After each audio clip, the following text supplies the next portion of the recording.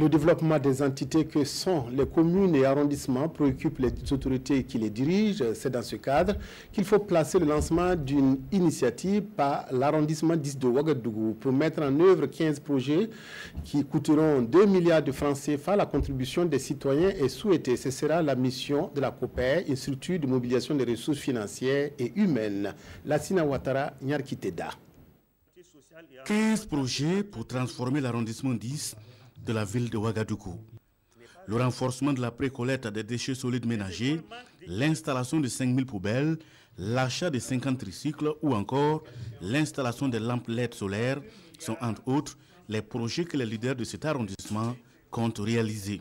On ne peut investir sans ressources financières et nous le savons, elles sont rares. C'est donc pour pallier à cette insuffisance des ressources d'une manière générale et particulièrement des ressources financières que le conseil municipal de l'arrondissement 10 a initié le projet de mobilisation de ressources intellectuelles, matérielles et ou financières dénommé COPER arrondissement 10. Le projet a pour objectif de financer les différents projets de développement dans l'arrondissement. Faire de la participation citoyenne le moteur de développement de l'arrondissement. Pour la mise en œuvre des 10 projets, il faudra mobiliser plus de 2 milliards de francs CFA.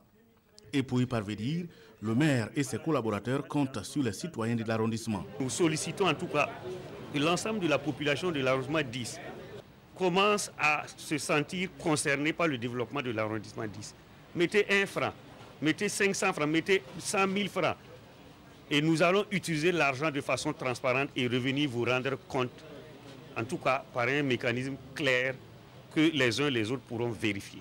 Pour réussir sa mission, le conseil municipal a mis en place une structure dénommée COPER, Comité des personnes ressources.